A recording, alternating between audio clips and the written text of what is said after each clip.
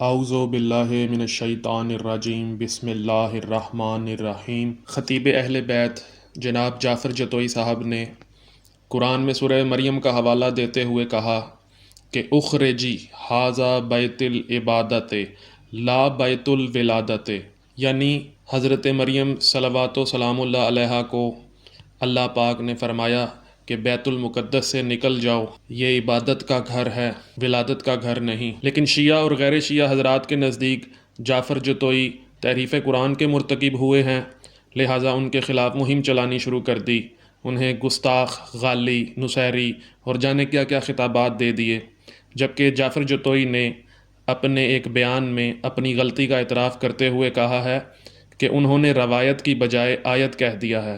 تو سامعین محترم، غیر معصوم ہوتا ہی وہی ہے جس سے غلطی ہو جائے۔ بڑے بڑے مبلغین، واعظین، خطبہ، مناظرین، محققین اور خود مجھ سے بھی غلطیاں ہو جاتی ہیں، اور امام جعفر صادق علیہ السلام کا فرمان ہے کہ غلطی کا اعتراف آدھی توبہ ہے۔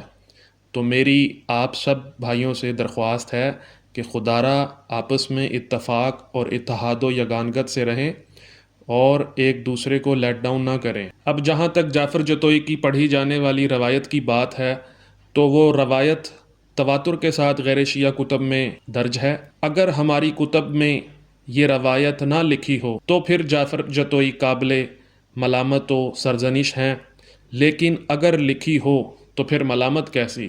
ہاں، روایت کو آیت کہنا غلطی ہے۔ یہ ایسا ہی ہے کہ میں کہوں کہ قرآن میں سورہ کہف میں لکھا ہوا ہے کہ کتا نجس ہے، جبکہ قرآن میں تو نہیں لکھا۔ اب لوگ میرے خلاف ہرزہ سرائی، دشنام ترازی، گالم گلوچ، سب و شتم شروع کر دیں کہ جی انہوں نے تو تحریف قرآن کر دی ہے۔ جی بالکل، یہ بات قرآن میں نہیں ہے لیکن حدیث میں تو ہے نا بھائی، بات تو ٹھیک ہے نا، کتا تو نجس ہی ہے نا۔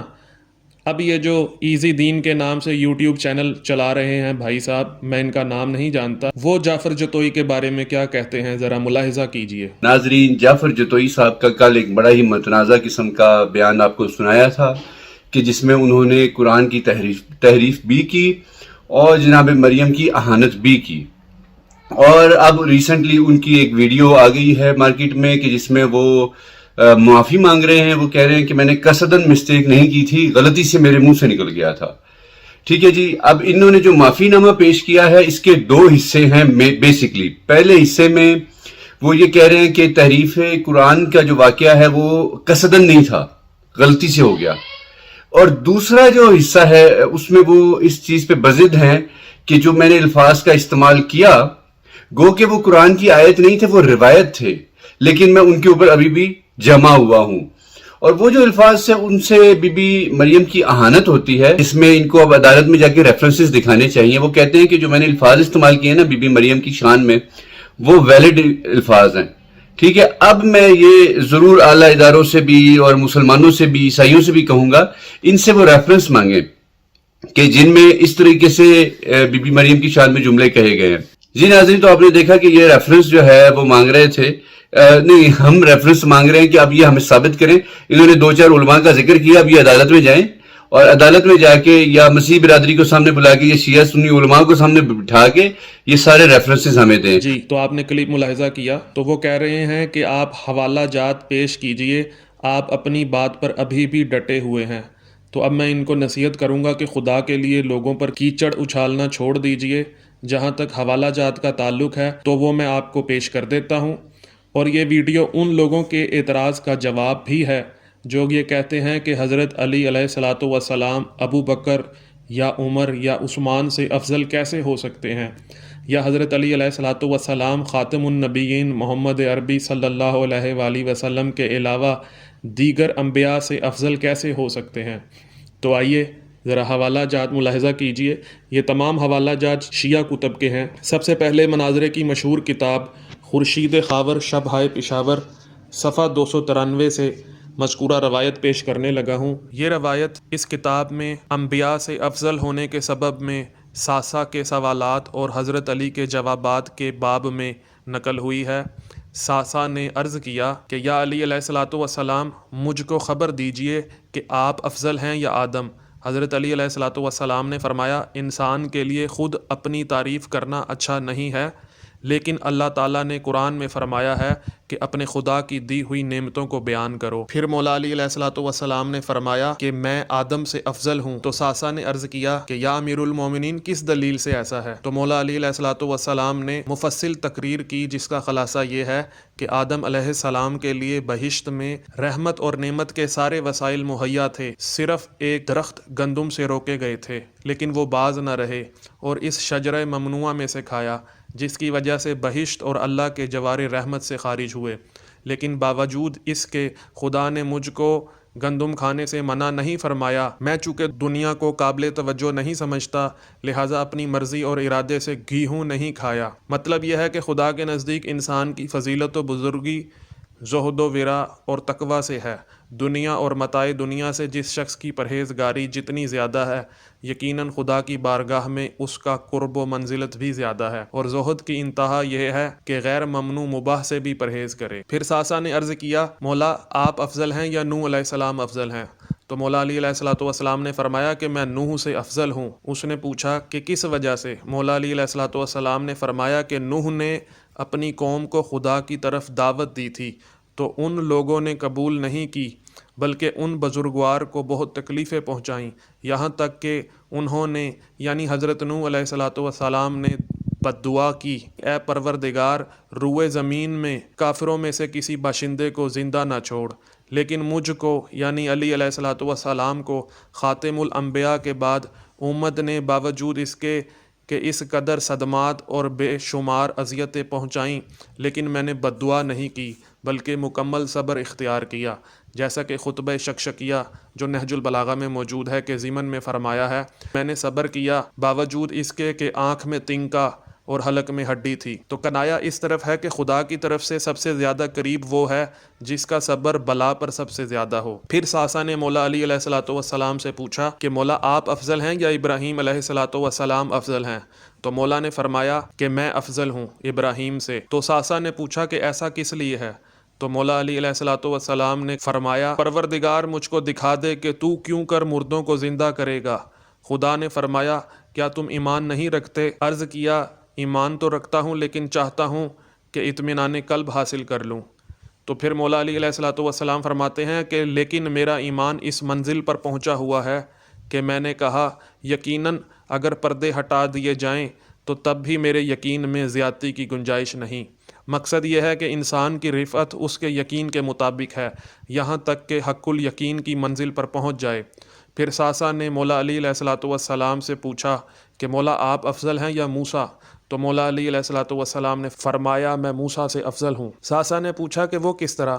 تو مولا علی علیہ السلام نے فرمایا کہ جس وقت خدا نے ان کو مامور کیا کہ مصر جا کر فرعون کو حق کی دعوت دے، تو مولا علی علیہ السلام نے فرمایا کہ جس وقت خدا نے ان کو مامور کیا کہ مصر جا کر فرعون کو حق کی دعوت دیں، تو انہوں نے عرض کیا، خداوند میں نے ان میں سے ایک شخص کو قتل کیا ہے، لہٰذا ڈرتا ہوں کہ وہ مجھ کو قتل کر دیں گے، اور میرے بھائی ہارون علیہ السلام چونکہ مجھ سے زیادہ خوش بیان ہیں، فصیح بیان ہیں، واضح بیان ہیں، تو لہٰذا ان کو میرا شریک کار بنا کر بھیج دے تاکہ وہ میری تصدیق کریں، مجھے خوف ہے کہ وہ لوگ میری رسالت کو جھٹلائیں گے۔ پھر مولا علی علیہ السلام فرماتے ہیں کہ لیکن جب مجھ کو من جانب خدا رسول اللہ صلی اللہ علیہ وسلم نے مامور کیا کہ مکہ معظمہ پہنچ کر خانہ کعبہ کی چھت سے سورہ برت کی شروع کی آیات کفار قریش کے سامنے پڑھوں، تو باوجود اس کے کہ بہت کم ایسے لوگ تھے جن کے بھائی یا باپ یا چچا یا ماموں یا دوسرے عزیز و اقارب میرے ہاتھ قتل نہ ہو چکے ہوں، لیکن میں نے قطعاً خوف نہیں کیا اور تعمیل حکم کرتے ہوئے تنہا جا کر اپنے فرض کو انجام دیا اور سورہ برت ان کو سنا کر واپس آیا۔ تو اشارہ اس بات کی طرف ہے کہ انسان کی فضیلت توکل علی اللہ سے ہے، جس کا توکل سب سے زیادہ ہے اس کا مرتبہ بھی سب سے زیادہ ہے۔ موسیٰ علیہ السلام نے اپنے بھائی پر بھروسہ کیا، لیکن امیر المومنین علی علیہ السلام نے ذات الہی اور اس کے لطف و کرم پر کامل اعتماد رکھا۔ پھر ساسا نے مولا علی علیہ السلام سے پوچھا کہ آپ افضل ہیں یا عیسیٰ علیہ السلام افضل ہیں؟ تو مولا علی علیہ السلام نے فرمایا کہ میں عیسیٰ سے افضل ہوں۔ تو ساسا نے پوچھا کہ ایسا کیوں ہے؟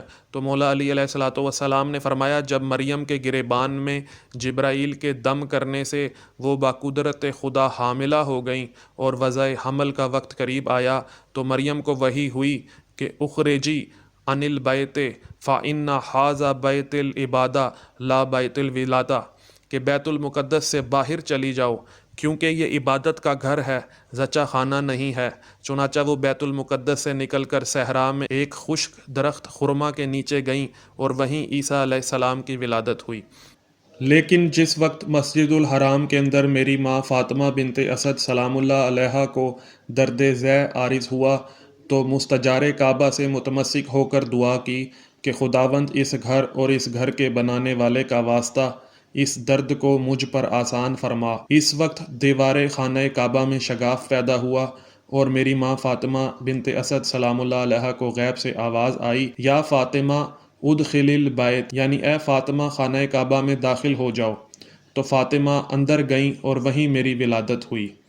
تو جی سامعین و ناظرین، آپ نے ملاحظہ کیا کہ یہاں پر وحی کا لفظ استعمال ہوا ہے۔ تو اب جو لوگ شور مچا رہے ہیں کہ تحریف قرآن کر دی ہے، تحریف قرآن کر دی ہے، تو میں نے آپ کو حوالہ بھی پیش کر دیا ہے، اور اب مجھے یہ بتائیے گا کہ وحی کا کیا مطلب ہوتا ہے۔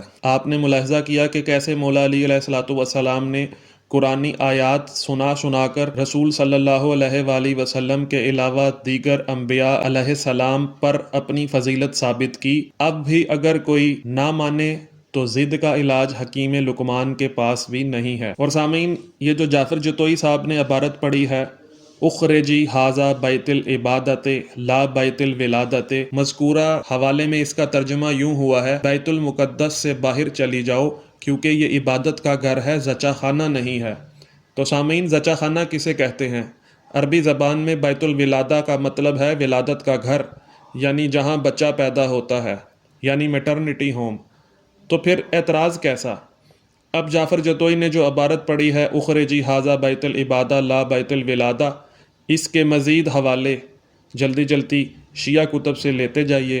محمد حمدانی رحمانی نے اپنی کتاب الامام علی بن ابی طالب من حبہ عنوان الصحیفہ جلد 1 صفحہ 369 میں اس روایت کو ذکر کیا ہے۔ سید نعمت اللہ جزائری نے اپنی کتاب الانوار النعمانیہ جلد 1 صفحہ 40 میں بھی اس روایت کو نقل کیا ہے۔ سید نعمت اللہ جزائری نے اپنی ایک اور کتاب ریاض الابرار فی مناقب الائمۃ الاطہار جلد 2 صفحہ 136 میں بھی اس روایت کو نقل کیا ہے۔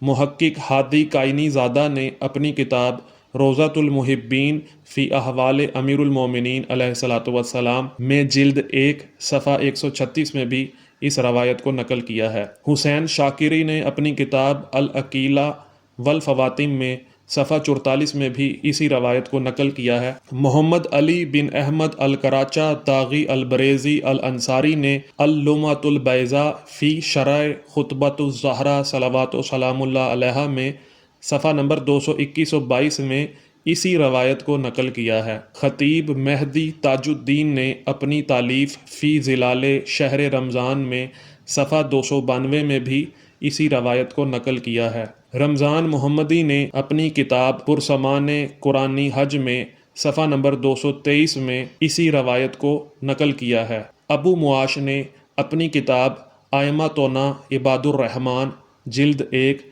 صفحہ 269 میں بھی اسی روایت کو نقل کیا ہے۔ جی تو سامعین و ناظرین، اب ہم نے آپ کو شیعہ کتب سے یہ روایت ثابت کر دی ہے، تو لہٰذا جو لوگ ان کے خلاف پروپیگنڈا کر رہے ہیں اب ان کو بھی چاہیے کہ وہ اس پروپیگنڈے سے باز آ جائیں، کیونکہ اب اس پر ہم نے حجت تمام کر دی ہے۔ اور آپ نے ابھی تک چینل کو سبسکرائب نہیں کیا تو چینل کو سبسکرائب کر لیں، ویڈیو کو لائک کریں اور شیئر کریں اور بیل کے آئیکن پر کلک کریں تاکہ آپ کو ویڈیوز ملتی رہیں۔ السلام علیکم۔